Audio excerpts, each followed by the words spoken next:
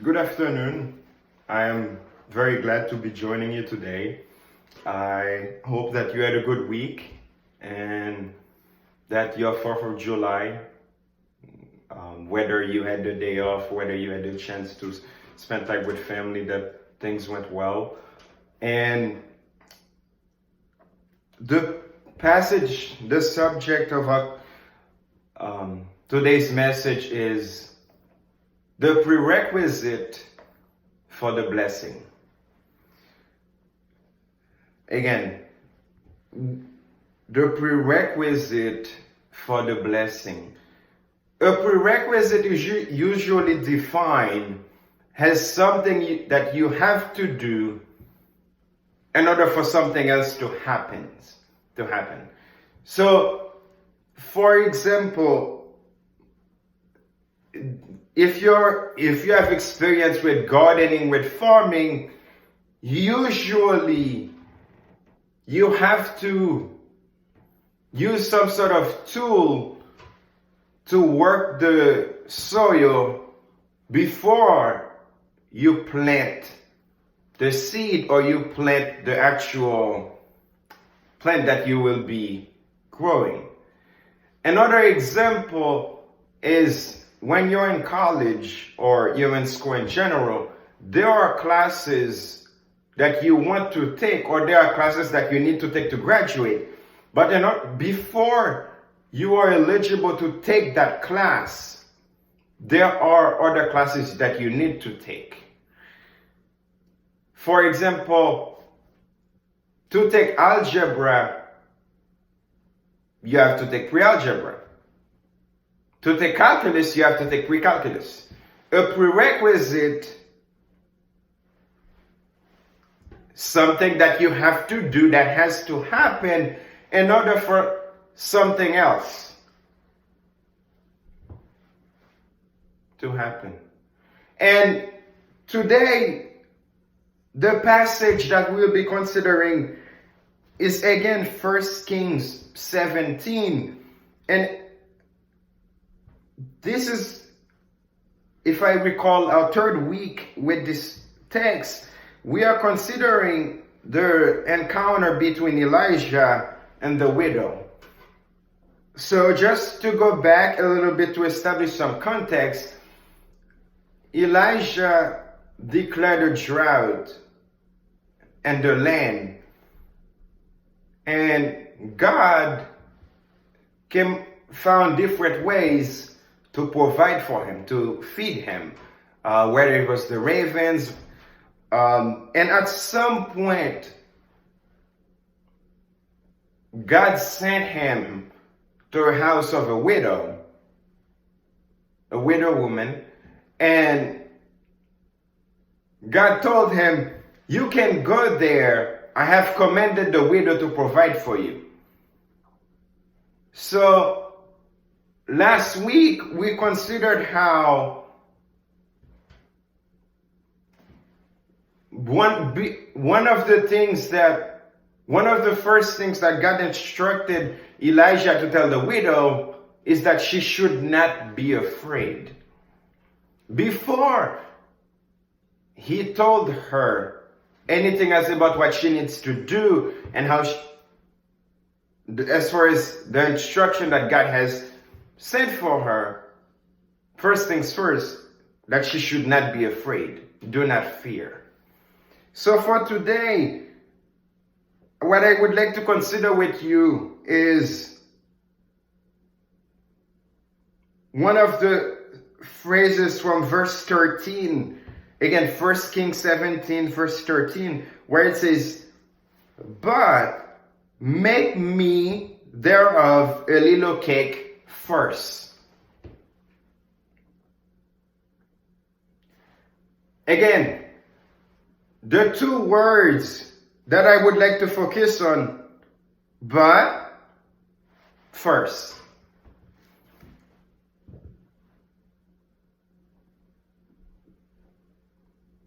This is the prerequisite in order for the widow woman to receive God's blessing.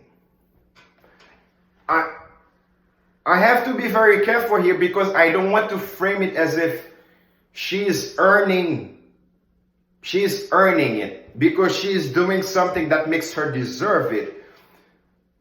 The way it is again, in order for this to happen, God asked her to do something. And in that situation, what God is asking her is, yes, I know that you only have enough bread, enough meal in a barrel and a little oil in a cruse to make enough for yourself and your son that you can eat and that you die. I'm aware of that. But this is what I would like for you to do. This is what I'm asking you to do. And one of the things is, it's not explicitly said in this verse, but wherever there is a prerequisite, there, in our relationship with God, there is a blessing to come.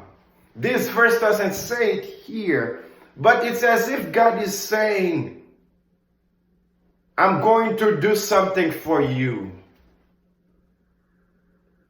I'm aware of your situation, and I'm going to intervene in your situation. But before I do that, this is what I'm asking you to do.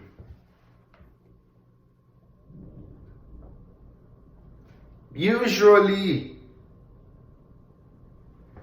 in our walk with God, we face certain situations where, in order for us to survive, in order for the outcome to be well, God has to intervene. God has to do something to change the outcome of the situation.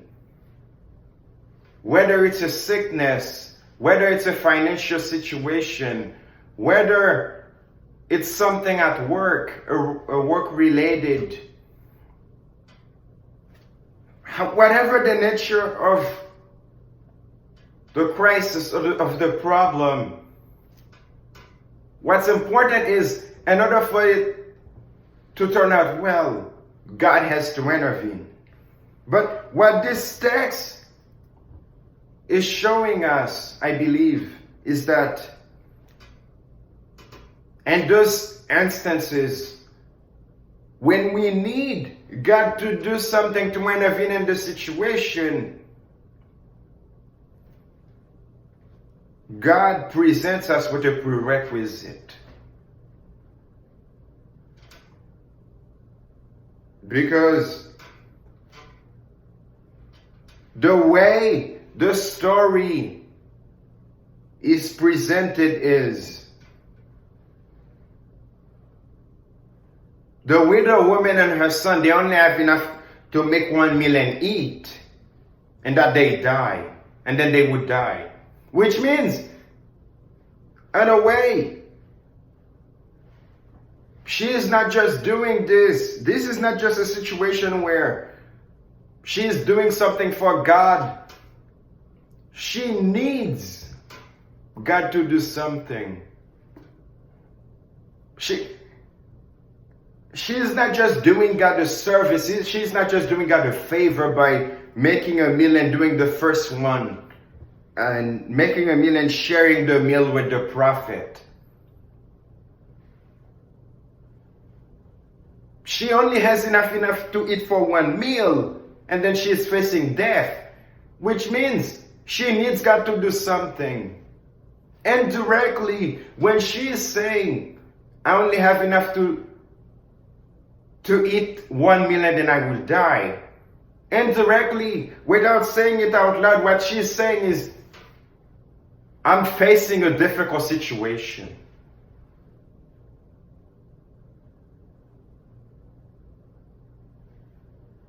And God is very aware of that. And He is willing and He's able to intervene in the situation. But first, He's presenting her with a prerequisite.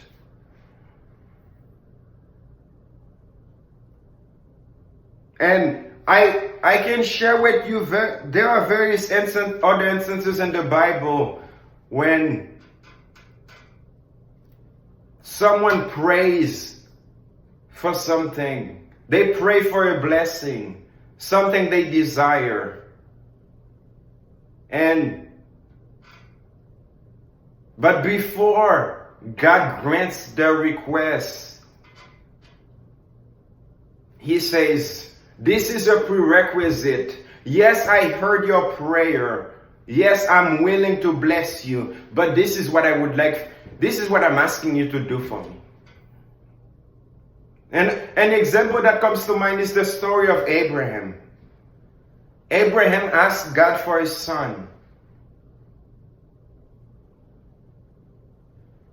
A son to inherit him.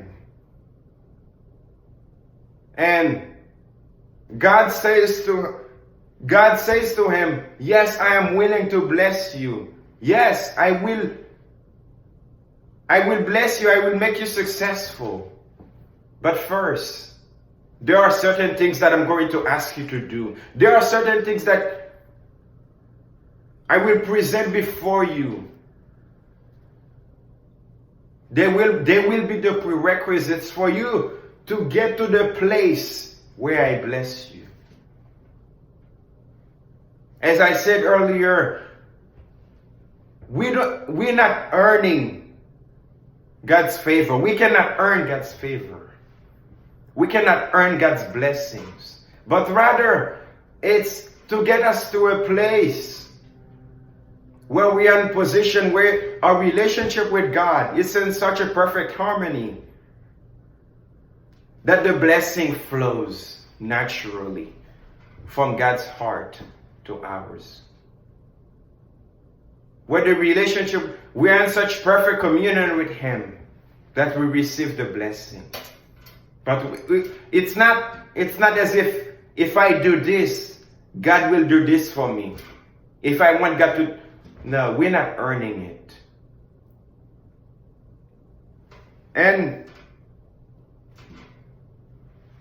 the other element worth considering is that while for each person, depending on your situation, your prerequisite will be different.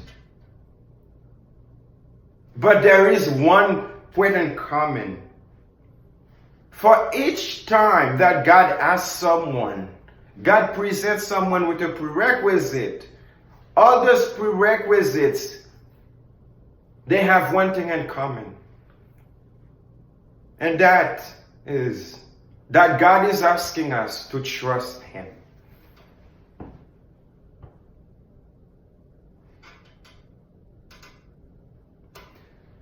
In this case, the prerequisite for the widow lady is that before, yes, she has very little meal in a barrel and a little oil in a cruse. But first, before she even concerns herself with the fact that she is hungry and she has only enough to feed herself and her son, God is asking her to make a little cake. God is speaking through the prophet.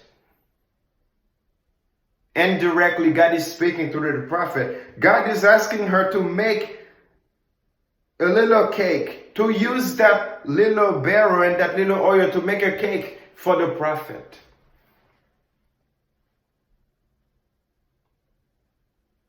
What we're reading is, at first glance, this may seem like the most important prerequisite. But I believe that the true prerequisite in order for her to receive the blessing that lies ahead is that she would trust God. Is that she would trust God and she would trust God regardless of the situation she is facing. She would trust Him to the point that she is using the very little oil and barrel she has to make the cake for the prophet Elijah.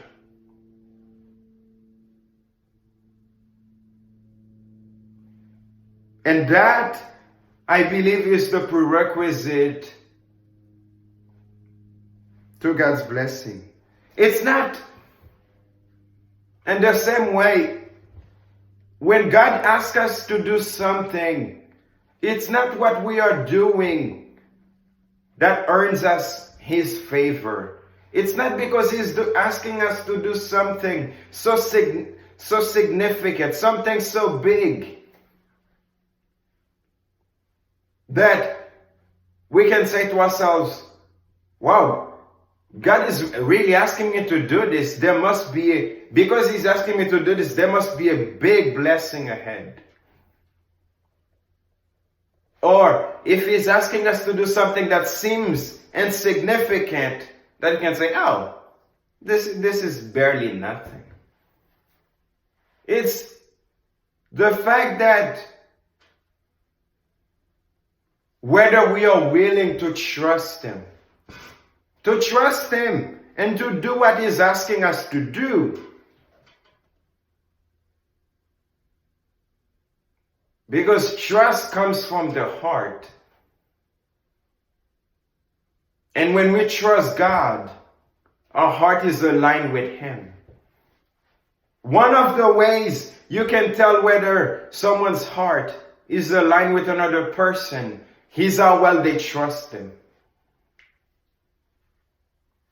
When they are facing situations, how they handle the situations give you an indication of how well they trust the other person. And the same way, when God is presenting us with a prerequisite, the way He is presenting the widow lady, how we handle the prerequisite is what determines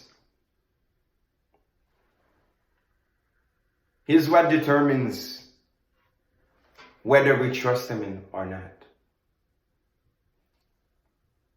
God doesn't need us to do anything for Him.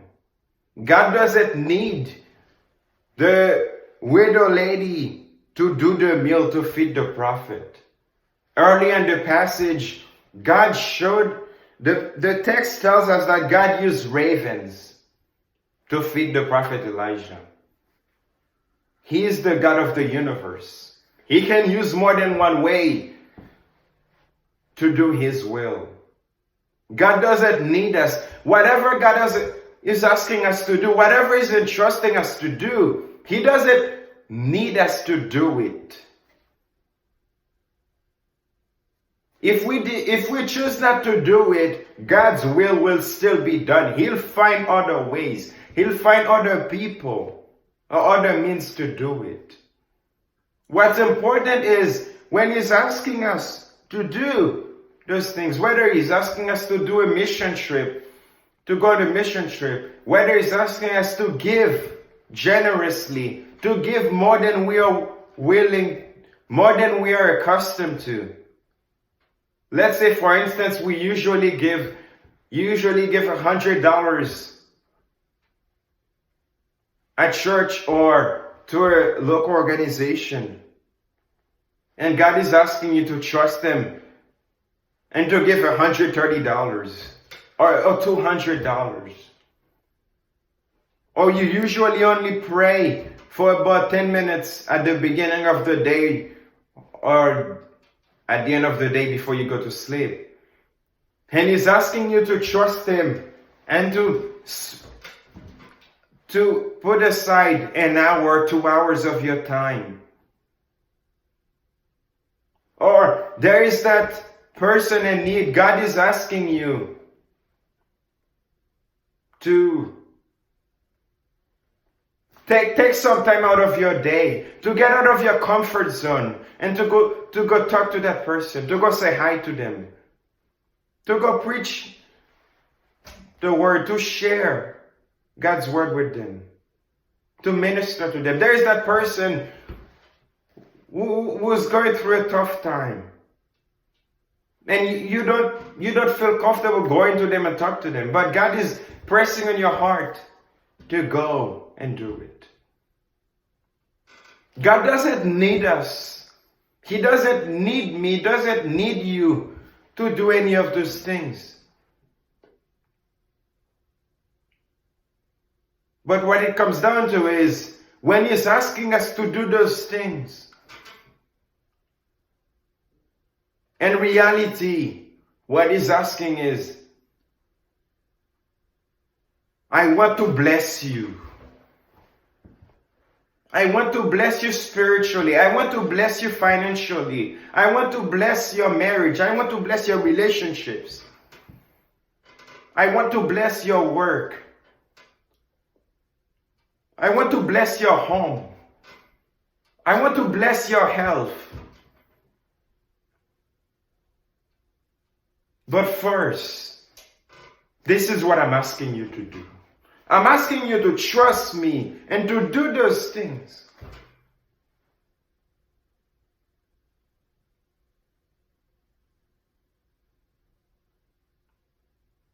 God doesn't need us. But He's inviting us to trust Him. And because He wants to bless us. The blessing lies ahead. Even when it's not said explicitly. Even when God is asking you to do something and He doesn't say it beforehand what He's going to do for you. I can assure you that every time God makes a request of someone, there is a blessing that follows. The blessing always follows.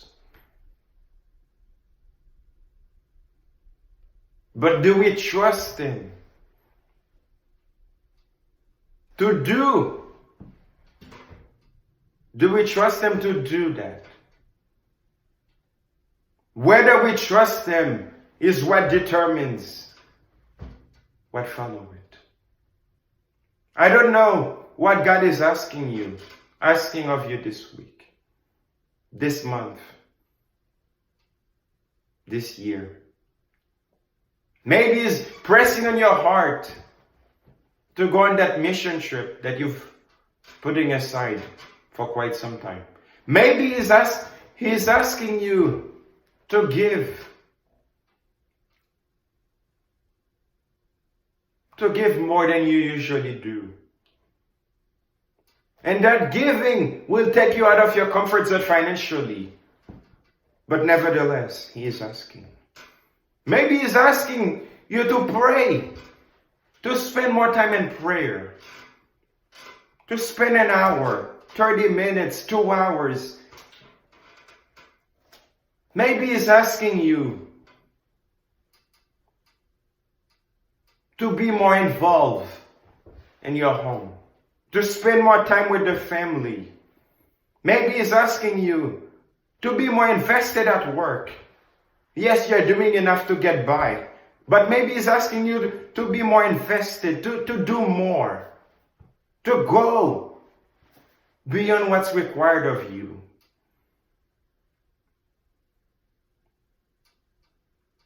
He doesn't need us to do any of those things. That's why I use the word asking. The God of the universe is asking.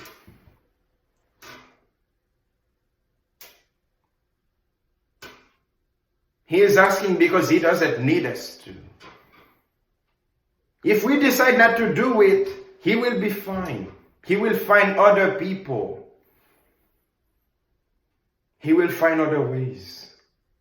But He is asking us because He wants to bless us.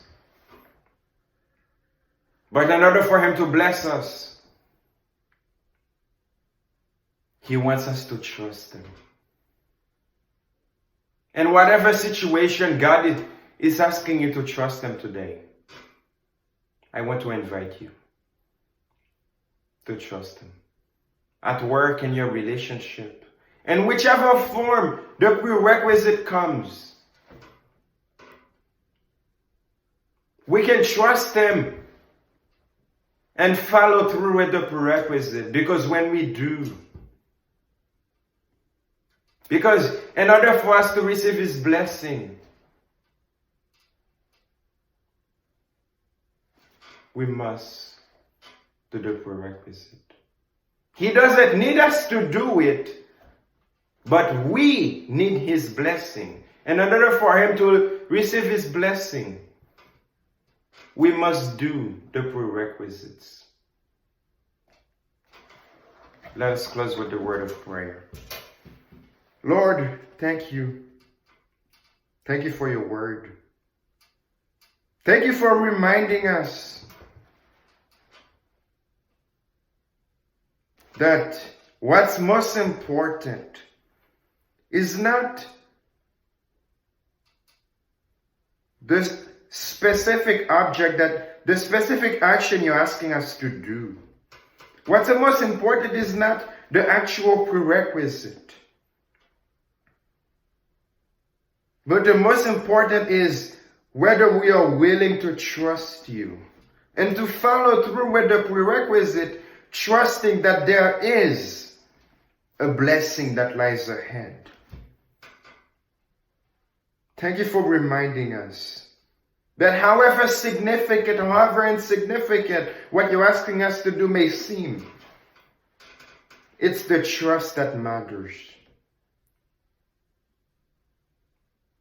Lord, we pray that you would help us to trust. Whatever prerequisites you will present before us this week in our situations, at work, at home, in our relationships, in life in general, in our finances. Help us to trust you and to follow through with those prerequisites, even when they seem difficult, even when they challenge us out of our comfort zone, even when they do not make sense. Help us to trust you. Help us to find the faith to follow through in what you're asking us to do. To trust that today, this is what you're asking us to do. But there is a blessing. That while we may not see it ahead, we may not see it yet, but there is a blessing that lies ahead.